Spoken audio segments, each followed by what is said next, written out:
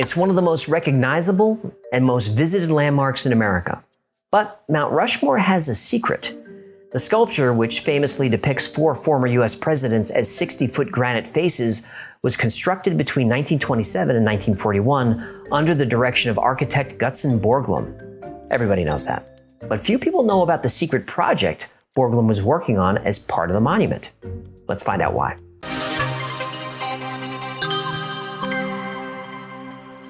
Freedom, hope, justice. South Dakota's beloved national memorial, Mount Rushmore, is a testament to these deeply cherished American values. Justice? Tell that to the Indians they stole the land from. Let's keep it nice. You got it, Kemosabe. By the 1920s, South Dakota, now a U.S. state, had become a popular road trip destination for Americans. They drove in to see the newly designed Black Hills National Forest and Wild Cave National Park. Governor Peter Norbeck had also built the Needles Highway, a scenic route winding through the granite formations of the Black Hills. But Doane Robinson, a historian at the South Dakota State Historical Society, believed the state needed a little something more to entice tourists. In 1924, he learned about an attempt to carve the likenesses of Confederate leaders into the side of Stone Mountain in Georgia.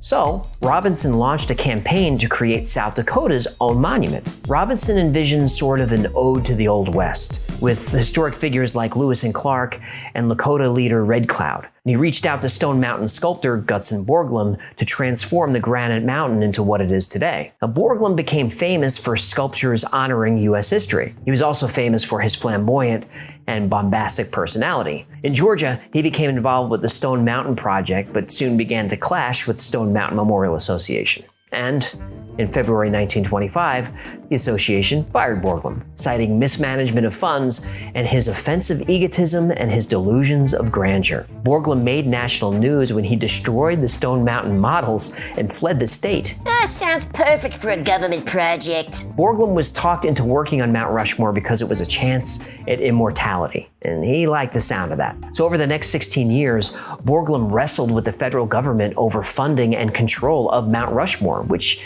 he technically never completed. Borglum wanted to carve the presidents down to their waists and chisel a description of the memorial next to them. But when it became clear that there wasn't enough space for an inscription or a lot of this stuff, he came up with a new idea. He envisioned a grand hall measuring 80 feet tall and 100 feet long, accessible via an 800-foot granite staircase that would include busts of famous Americans, as well as bronze and glass cabinets containing historical documents like the Constitution, the Bill of Rights, Declaration of Independence, and a massive bronze eagle with a 38-foot wingspan would be mounted above the entrance, with the inscription reading, "The Hall of Records." Now, Borglum believed that future generations might find Mount Rushmore as much a mystery as Stonehenge or the pyramids of Egypt. So he wanted to come up with a way to preserve its history and make sure the story behind the carving would never be forgotten. So the vault was built to be just behind Abraham Lincoln's hairline and would contain all the information anyone would ever need to know about the mountain. Wait.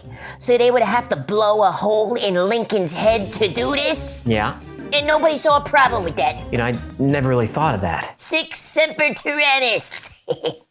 Work on the Hall of Records began in July 1938, but was halted a year later. Congress wanted construction to focus on the presidents first, before moving on to the hall. Everyone's got a side project. I know. Hey, you want to read my screenplay? Nope. Despite what Congress said, Borglum, he went ahead with the project anyway. The onset of World War II in 1941 slowed down the vault project. They only got as far as a 70-foot cavern blasted into the mountain. And Borglum was still refining the presidents when his health began to deteriorate. He died on March 6, 1941, leaving his son Lincoln to continue the work. But the project kept running into problems.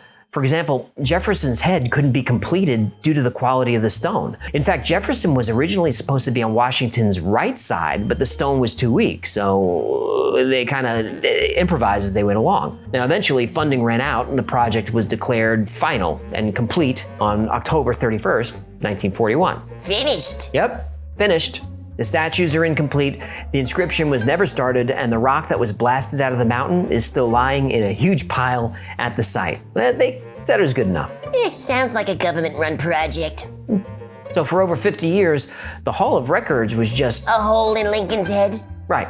But for decades, Borglum's descendants petitioned the government to complete the room in honor of his work. And finally, in 1998, officials agreed to a scaled-back version of the idea. Today, sculpted into a series of porcelain enamel panels is the story and history of Mount Rushmore, along with an explanation of why Washington, Jefferson, Roosevelt, and Lincoln were chosen. There are also panels sculpted with the text of the U.S. Constitution, the Bill of Rights, the Declaration of Independence, and the Gettysburg Address. Park officials even included a biography of Borglum. They're all kept inside a titanium vault behind a giant 1,200-pound granite slab. Now, the Hall of Records, it's not open to the public. Strict security measures have been put in place following a breach by Greenpeace, who hung a banner reading "Stop Global Warming" over the monument in 2009. What does Mount Rushmore have to do with global warming? I honestly have no idea.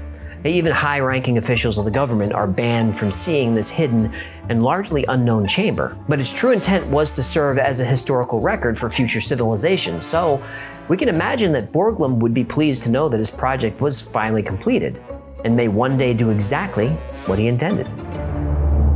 Thanks for hanging out with us today. My name is AJ, that's Hecklefish. This has been the Y-Files. Until next time, be safe, be kind, and know that you are appreciated.